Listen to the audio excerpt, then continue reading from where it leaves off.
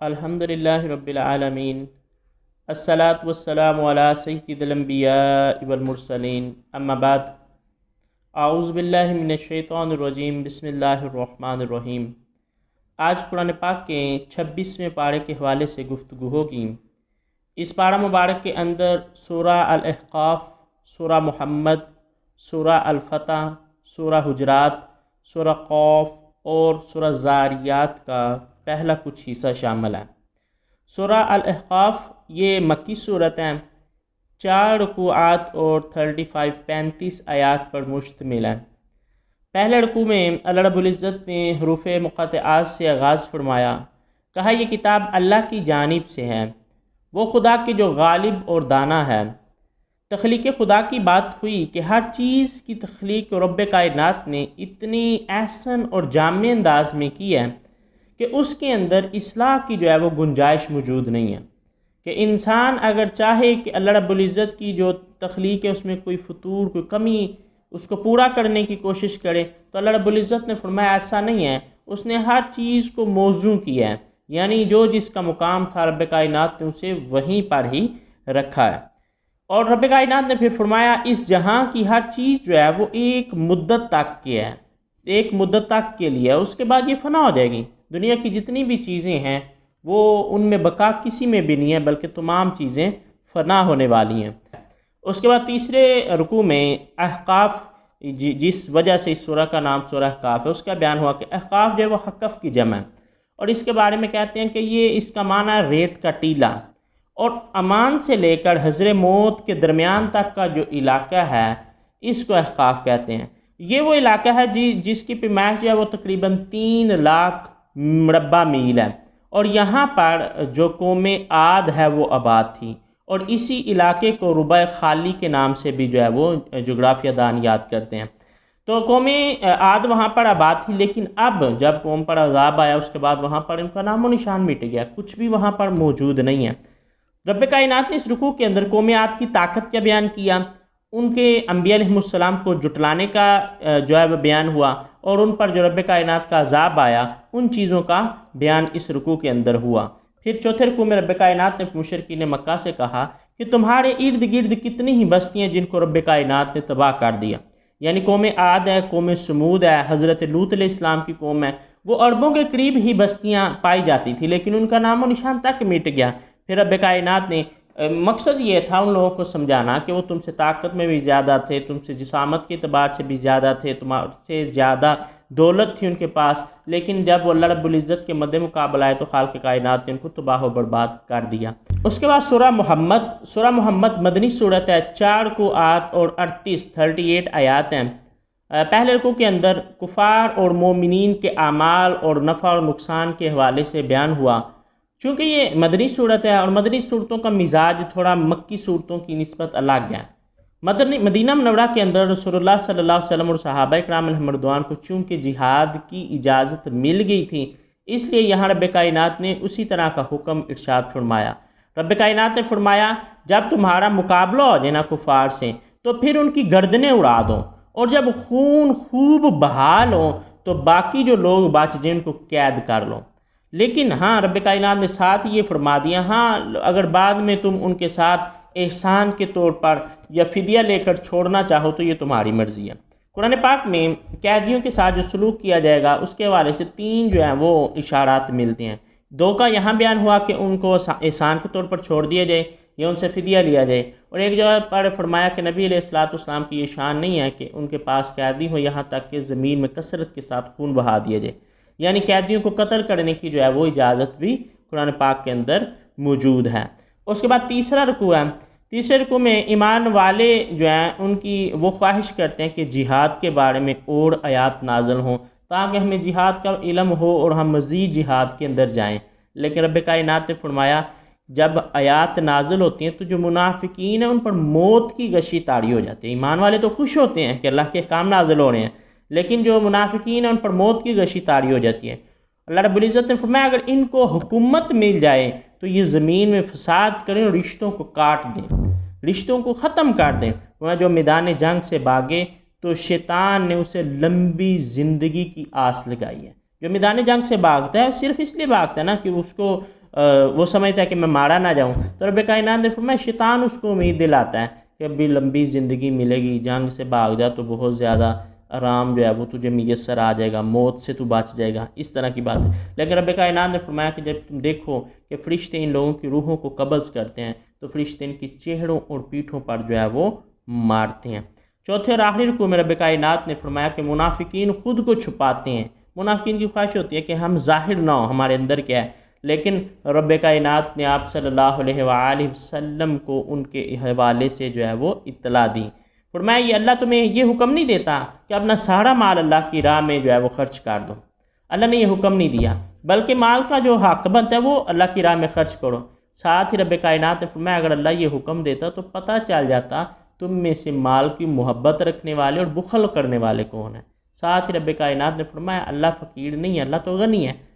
अल्लाह फ़कीर नहीं है, फ़कीर तो दरअसल तुम हो। यानी लोग ये कुछ लोगों ने ये इतराज़ भी किया ना कि तुम्हारा रब जो है वो फ़कीर है, तुमसे खिरात और सदक़ात मांगता है। रब कायनात ने फरमाया वो रब फ़कीर नहीं है, ये मामला तो तुम्हारी आज़माइश के लिए होते हैं।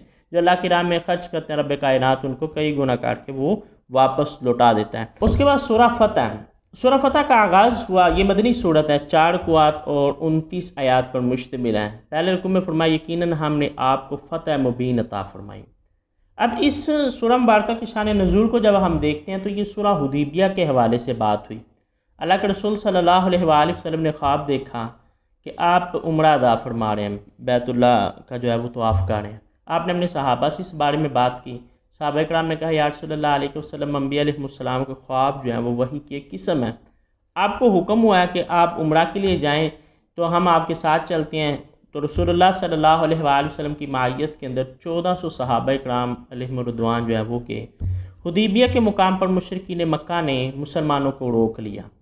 अब वहाँ पर जो है वो आप सल्लल्लाहु अलैहि वसल्लम अपने साथ ऊँट भी लेकर गए थे कुर्बानी के, जिन पर निशान लगे हुए थे, और आपने फरमाया कि जो भी सफ़ीर आए उसके सामने ऊँटों को करना ताकि उन्हें इल्म हो कि हम जंग करने नहीं आए, हमारा मकसद जो है वो सिर्फ उम्रा अदा करना है। मुख्तलिफ सफ़ीर आते गए, उन्होंने जाकर जो है वो रिपोर्टें भी दी, बड़ी ज़बरदस्त रिपोर्टें जो है वहाँ पेश हुई।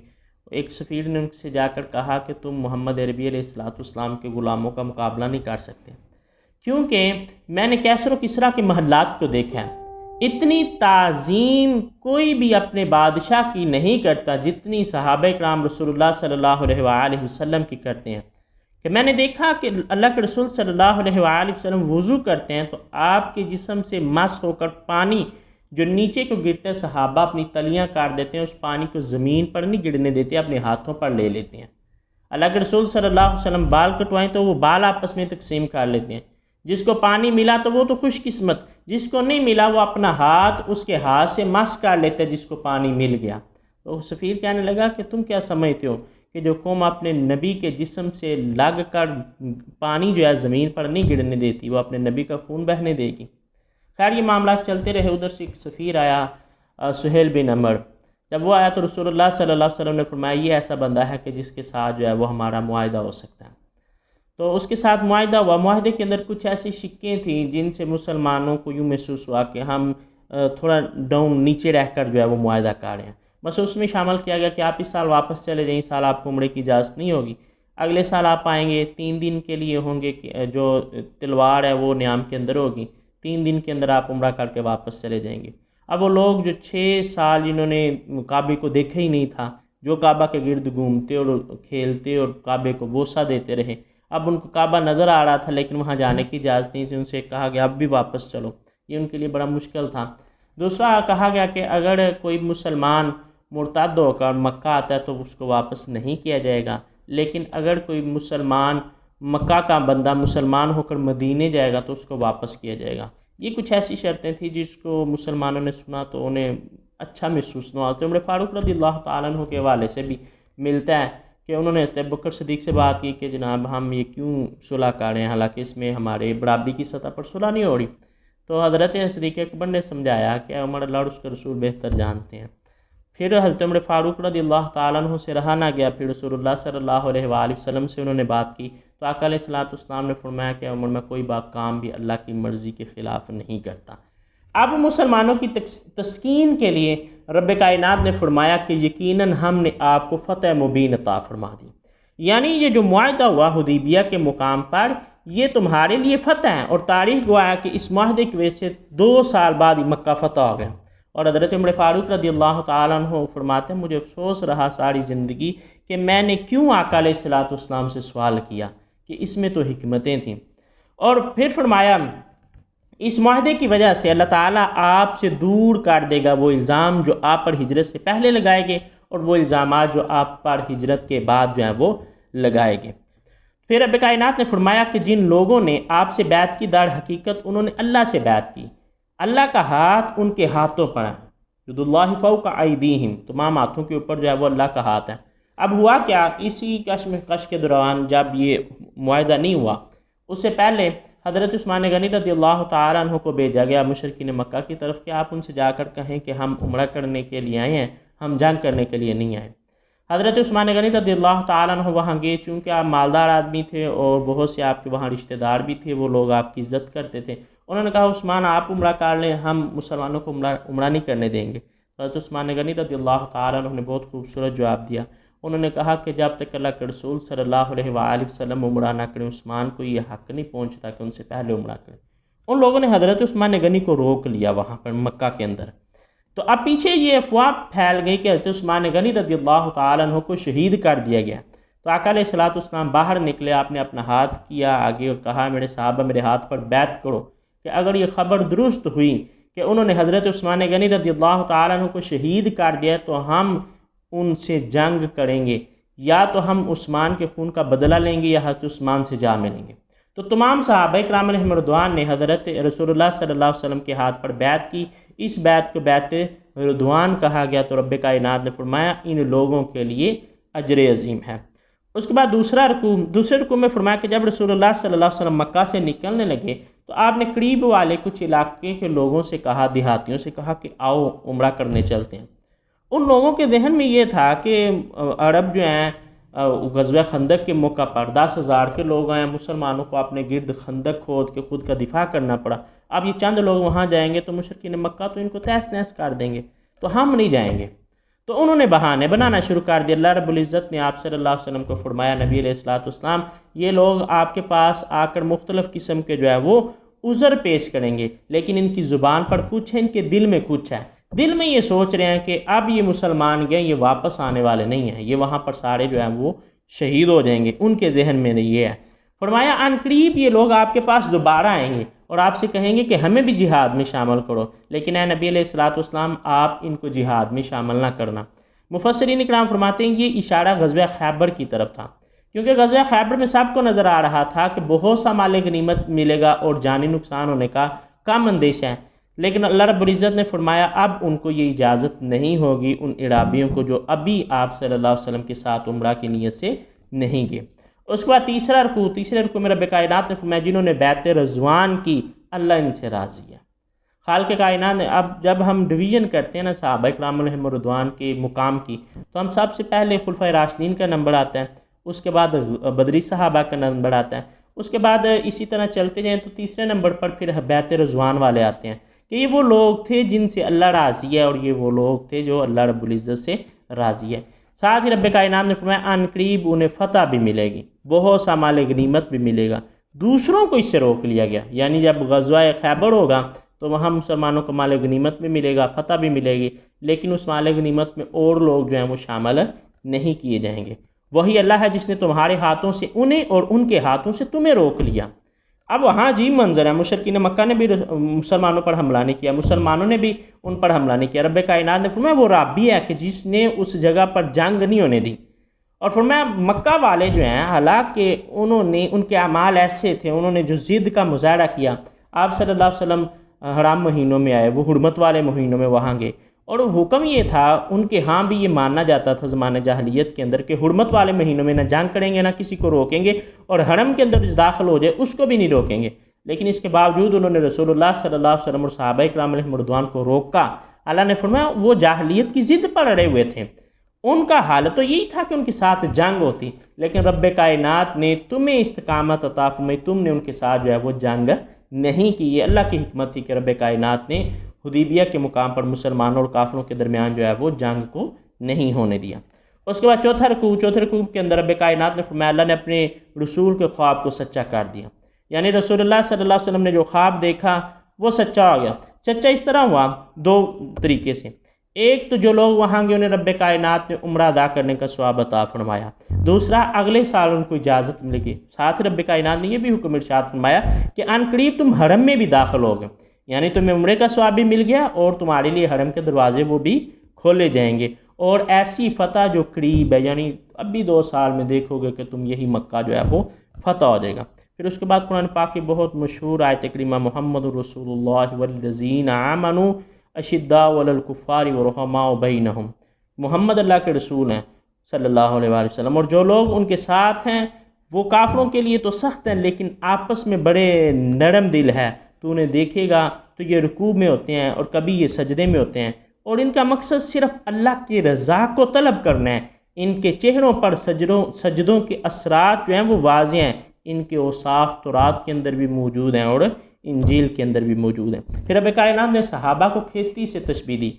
फरमाया उस खेती को खेती करने वाला देखता है, किसान देखता है तो खुश हो जाता है। सहाबा इकराम अलैहिम रिज़वान को जब अल्लाह के रसूल सल्लल्लाहु अलैहि वसल्लम देखते हैं तो आपका चेहरा खिल उठता है, लेकिन जब कुफ़ार देखते हैं तो उनको गुस्सा आता है कि कितने लोग इस्लाम में दाखिल हो गए।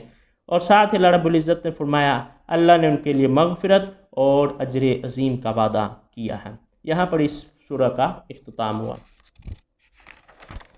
उसके बाद सूरह हुजरात के अंदर अदाब नबुव्वत और अदाब मुआशरत का बयान हुआ। ये मदनी सूरत है, 2 रुकूआत और 18 आयात पर मुश्तमिल है। शुरू में अदाब नबुव्वत सिखाए जा रहे हैं। फरमाया ईमान वालो, अल्लाह और उसके रसूल से आगे ना बढ़ो। जिस चीज़ का अल्लाह और उसका रसूल हुक्म दे उसको ले लो, जिसे मना करो उससे बाज आ जाओ, उनसे आगे बढ़ने की कोशिश ना करो। और अपनी आवाज़ को नबी अलैहिस्सलाम की आवाज़ से बुलंद ना करो, और ऐसे बात ना करो जैसे तुम एक दूसरे से बात करती, यानी एक दूसरे को इंसान जो है वो उसके नाम से बुलाते हैं। लेकिन रसूलुल्लाह सल्लल्लाहु अलैहि वसल्लम के लिए तो ख़ुद रब्बे कायनात ने भी पूरे कुरान के अंदर कहीं भी या मोहम्मद और या अहमद का लफ्ज़ इस्तेमाल नहीं किया। जहाँ भी इस्तेमाल किया या अय्युहन नबी, या रसूलुल्लाह, या अय्युहल मुद्दस्सिर, या अय्युहल मुज़म्मिल, यासीन वद्दुहा वल्लैल तौहा, मुख्तलिफ़ अलक़ाबात इस्तेमाल की। कहीं भी या मोहम्मद और या अहमद जो है ये लफ्ज़ इस्तेमाल नहीं किया। ये बड़ा अजीब सहाबा इकराम अलैहिम रिज़वान का मामला था। हज़रत साबित बिन कैस रज़ियल्लाहु ताला अन्हु के बारे में मिलता है, फितरी तौर पर उनकी आवाज़ बुलंद थी। यानी जब वो बात होता है ना, कुछ लोग ऐसे होते हैं बात करते हैं तो बहुत ऊंचा बोलते हैं। हज़रत साबित बिन कैस जब ये आयत करीमा नाज़िल हुई तो घर में कैद हो रोते रहते कि कहीं आयत मेरे बारे में तो नहीं नाज़िल हुई। 2 दिन गुजरे, 3 दिन गुजरे, अल्लाह के रसूल सल्लल्लाहु अलैहि वसल्लम ने पूछा, ऐ मेरे सहाबा, साबित बिन कैस किधर है? सहाबा इकराम अलैहिम रिज़वान ने अर्ज़ किया, या रसूलल्लाह अलैहि वसल्लम, वो खौफ़ज़दा हैं कि अल्लाह ने उनके बारे में तो ये आयत नाज़िल नहीं की कि नबी अलैहिस्सलाम की बारगाह में बुलंद आवाज़ से बात ना किया करो। अल्लाह के रसूल सल्लल्लाहु अलैहि वसल्लम ने उनको बुलाया और उनसे कहा, साबित बिन कैस क्या बात है? उन्होंने कहा, या रसूलल्लाह अलैहि वसल्लम, मुझे खौफ है कि मेरी आवाज़ तो फितरी तौर पर बुलंद है, कहीं ऐसा ना हो कि मेरे अमाल ज़ाया हो जाए, मुझे ख़बर भी ना हो।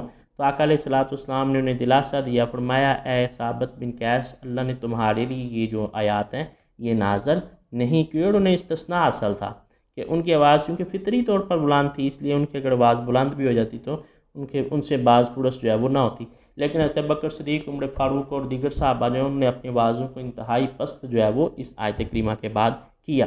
फिर फरमाया, जो लोग अपनी आवाज़ को पस्त रखते हैं अल्लाह ताला ने इनकी दिलों को तकवा के लिए चुन लिया है। फिर उसके बाद एक और वाक़या रुनुमा हुआ कि कुछ रावी देहात के लोग आए, उन्होंने हुजरे के बाहर खड़े होकर आका अलैहिस्सलाम को पुकारना शुरू किया, कहा, या मोहम्मद, या मोहम्मद। अल्लाह के रसूल सल्लल्लाहु अलैहि वसल्लम बाहर आए और जो उनको काम था उन्होंने वो किया, लेकिन अल्लाह रब्बुल इज़्ज़त को उनकी अदाब पसंद नहीं। फरमाया, जो लोग नबी को हुजरों के बाहर से पुकारते हैं, अगर वो सब्र करते यहाँ तक कि नबी खुद इनकी तरफ आता तो ये उनके लिए बेहतर था। उसके बाद अदाब माशरत की बात हुई। फरमाया, अगर कोई फासिक खबर लेकर आए तो खूब तहकीक कर लिया करो। आज जिस दौर में हम रह रहे हैं, ख़ास तौर पर हमारे लिए इसमें बड़ा दर्स इबरत है। आज हम सुनी सुनाई बातों को आगे बगैर तहकीक के फैलाते रहते हैं। हमें चाहिए कि कोई बात आगे पहुंचाने से पहले उसकी सनद को चेक कर लें, रावी को चेक कर लें, बयान करने वाला कौन है, वो अक्ली तौर पर बात दुरुस्त हो भी सकती है या नहीं हो सकती। लेकिन आज हम सोशल मीडिया पर ख़ास तौर पर देखें, कोई स्टैंडर्ड नहीं है, लोग अपनी मर्ज़ी से बातों को जो है वो आगे फैलाते रहते हैं। फिर अल्लाह रब्बुल इज़्ज़त ने फरमाया, अल्लाह रब्बुल इज़्ज़त ने तुम्हारे दिलों में ईमान को सजा दिया और कुफ्र व फिस्क और नाफरमानी को तुम्हारे लिए काबिल नफ़रत बना दिया, यही वो लोग हैं जो हक़ पर साबित कदम हैं। यानी दिल के अंदर नेकी के लिए मोहब्बत क्या पैदा होना, गुनाहों के लिए नफ़रत क्या पैदा होना, ये भी अल्लाह की तौफ़ीक और अल्लाह की अता का मामला है। फिर मैं अगर दो ग्रोह आपस में लड़ पड़े तो उनमें सुलह करा दो, लेकिन अगर एक ग्रोह ज़्यादती करने लगा तो तुम जो मज़लूम है उनके साथ शामिल हो जो उस वक्त तक जब तक कि पहला ग्रोह वापस सुलह की तरफ लौट ना आए। फिर साथ ही रब ने फरमाया लेकिन तुम्हारे अंदर अना ना पैदा हो, अदल को कायम रखो। ये ना हो कि बाद में वो सुलह करना चाहें और तुम कहोगे नहीं नहीं पहले हम करवा रहे थे तो तुमने नहीं की, अब उसका पहले हिसाब दो। मैं नहीं, इंसाफ को कायम रखो। फिर मैं मोमन का भाई है, इनके दरमियान सुलह ही जो है वो करवानी चाहिए। उसके बाद दूसरे रुकू के अंदर भी अदाब माशरत की बात हुई। फरमाया ऐ ईमान वालो, एक कौम दूसरी कौम का मजाक ना उड़ो, ना औरतें ना मर्द, दूसरों का मजाक ना उड़ो। मुमकिन है जिनका तुम मजाक उड़ा रहे हो वो तुमसे बेहतर हो, वो अल्लाह के नज़दीक ज़्यादा मकबूल हो। फिर मैं एक दूसरे पर ऐब ना लगाओ। ये ख़ास तौर पर आज के ज़माने में जब हम सूरह हुजरात को पढ़ते हैं तो इंसान के रोंगटे खड़े हो जाते हैं। ऐसा महसूस होता है जैसे हमारी ही बात हो रही है कि एक दूसरे पर ऐब ना लगाओ, बुरे अलकाबात से ना पुकारो। आज हम देखें लोगों के मुख्तलिफ नाम हमने रखे होते हैं। बहुत ज़्यादा गुमान से बचो। हाँ, कोई भी बात होती है हम कहते हैं जी ये ऐसा है वैसा है, जी इसका चाल चलन ऐसा है। अल्लाह रब्बुल इज़्ज़त ने फरमाया बेशक बाज़ गुमान जो है वो गुनाह है। फिर मैं जासूसी ना करो, गीबत ना करो। साथ में क्या तुम्हें ये पसंद है कि तुम अपने ही मरे हुए भाई का गोश्त खाओ? यानी गीबत करने वाला ऐसा जैसे अपने ही मुर्दा भाई का गोश्त खाता है। फिर मैं ये कबाइल और ये कौमें हमने तारुफ़ के लिए बनाई हैं। अल्लाह के नज़दीक इज़्ज़त वाला वो है जो तुम में से ज़्यादा तकवा वाला है। और आखिर में फरमाया कुछ जो लोग हैं इराबी वो आप सल्लल्लाहु अलैहि वसल्लम पर अपने ईमान का एहसान जतलाते हैं, कहते हैं जी हमने एहसान के ईमान ले आए। अल्लाह रब्बुल इज़्ज़त ने फरमाया नबी अलैहिस्सलाम तुम उनसे कह दो कि तुम्हारा कोई एहसान नहीं है बल्कि ये अल्लाह का तुम पर एहसान है कि उसने तुम्हें तौफीक दी और तुम ईमान ले आए और अल्लाह देख रहा है जो तुम करते हो। यहाँ पर सूरह हुजरात का अख्ताम हुआ। उसके बाद सूरह क़ाफ मक्की सूरत है, 3 रुकू और 45 आयात में। पहला रुकू क़ाफ हरूफ मुक़त्तआत में से है।